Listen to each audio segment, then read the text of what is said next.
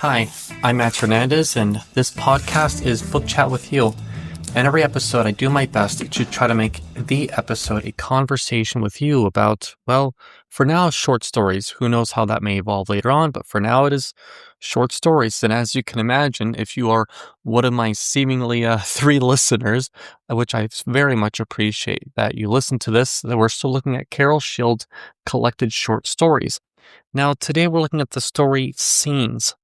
Now, if my voice and I am practicing my delivery, how to speak, how to say all this better and better, but if you think my voice might sound a little bit annoyed, quite the contrary. It's just I've been waiting to make this podcast for about 4 or 5 days now, and it's given me quite a bit of reflection, actually, because that's what we should do, is engage in what we read in. And I might want to speak about that more, but I wonder how much I just repeat myself. And to engage in this is to talk about random memories of one's self, because this story is about a woman named Frances, and it's just random scenes of her life. The story is called Scenes, and on the second to last page of this, well, another short story, it tells us that this is just randomness of her life.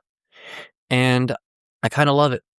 It does make it hard to go on about for a while because, how do you capture what part of that means without just talking about oneself, which I would love to hear you talk about random memories or just your so-called shower thoughts. I will try to go each page, and it tells me that I do need to start using a highlighter when making these. It says from the beginning, in 1974, Frances was asked to give a lecture in Edmonton, and on the way there, her plane was forced to make an emergency landing in a barley field. Next paragraph, she kept the card for several weeks, poked at the edge of her bedroom mirror. On the next page, her grandmother died. It was discovered by the aunts and uncles that on the back of the mirror was stuck a piece of adhesive tape, and the tape was written for my vain little granddaughter, Frances. Now, it sort of just jumps again. Frances was left alone with the casket for several minutes. Then on the next paragraph with the same finger, so we see kind of a transition here, right? But throughout this whole story, there aren't that much clear transitions. With the same middle finger, she later touched the gelatinous top of a goldfish swimming in a little glass bowl at school. So now we're with her at school. So it starts with her. She's about to give a lecture. Then we hear about her as a child. The glass itself next page, was beveled all the way around, and she could remember that she took pleasure in lining up her round face so that the beveled edge split it precisely in two. She was 14 when she wrote in her diary, so now she's 14. Now this part really sticks to me, and maybe it's not so great on the YouTubes, but it's just these random sentences, these random paragraphs.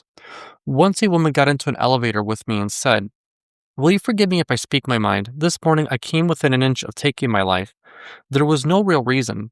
Only everything had got suddenly so dull. But I'm all right now. In fact, I'm going straight to a restaurant to treat myself to a plate of French fries. Just fries. Not even a sandwich to go with them. I was never allowed to have French fries when I was a little girl. But the time comes when a person should do what she wants to do." Okay, next page.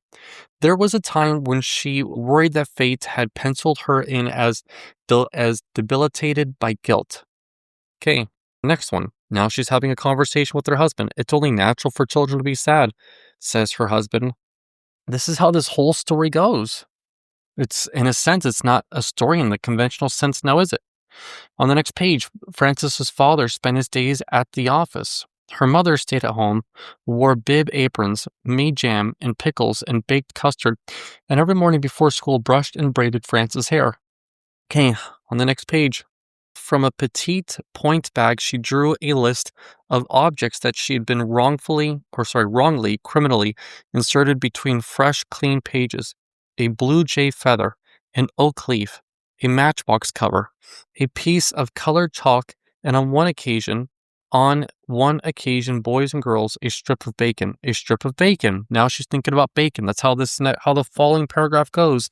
This is how this whole story is. And we see that she'd studied languages.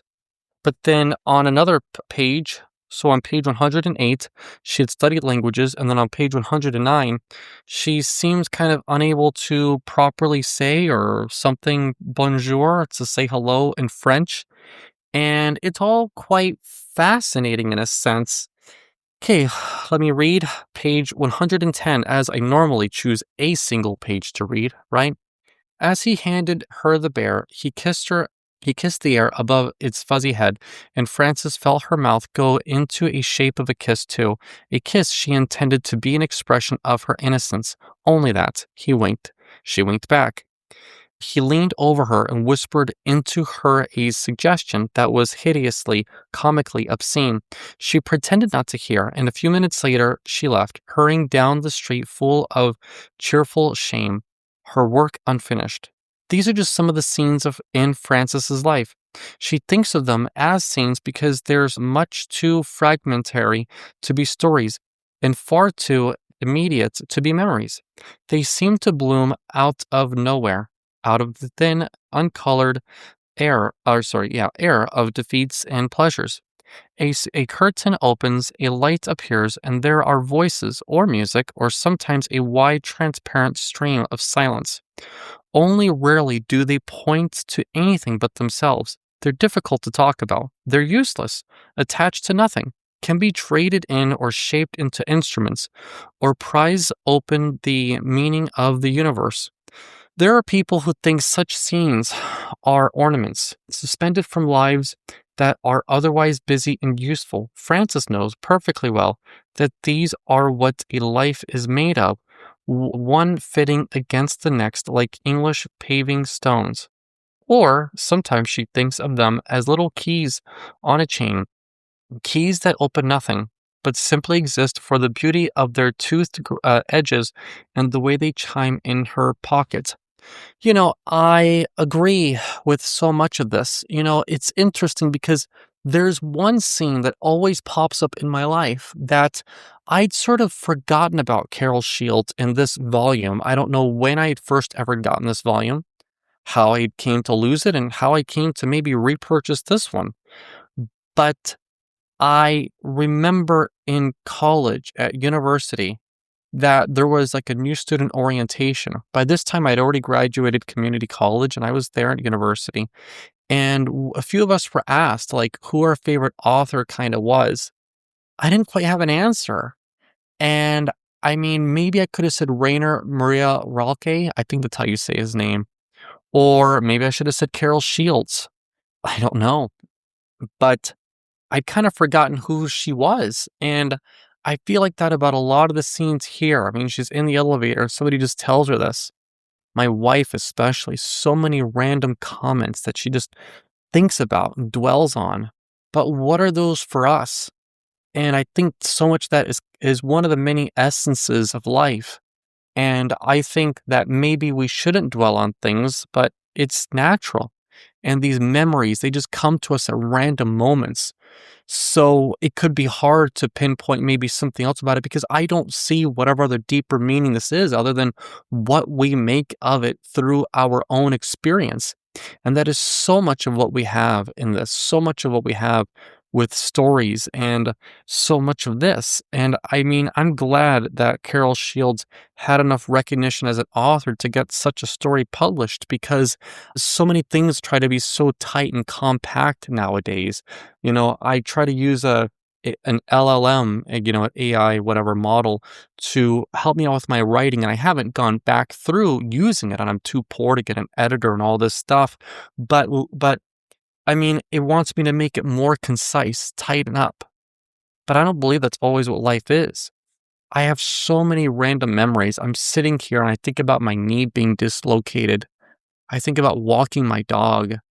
I think about going to the gym. I think about not doing well at it. I think about doing 36-hour fasts. And so much of that is just what life kind of is, as it kind of starts and she remembers her grandmother's funeral. Well, I remember some of the funerals I've been to, and I don't know how many you might think of and some of the weddings and stuff like this, but some of it you don't really remember, some of it you almost forget. And then some of it just comes back to you again and again and again. Like maybe if you had been to, let's say, some event overseas, you remember it because it's overseas. I might not remember a Christmas in China because something spectacular happened that Christmas, but I remember it because it was Christmas in China of all places, not because something else interesting had happened on the day. Maybe the day was just very mundane overall. And I do think that the story really speaks to me, even if it's not so much different spots to bring up because it's just, an average person's mundane life. But for all of us, isn't something mundane. And we just think about random things. And what more can I really say than that? So I do appreciate you listening to this podcast, and I wish that I'd been able to make another one more recently. I'd been waiting for days to be able to get to it, and I'm so glad that I'm finally able to get to it. Have a wonderful day, and I hope that you can read the story and tell me what you think, and I hope that we can interact on this together.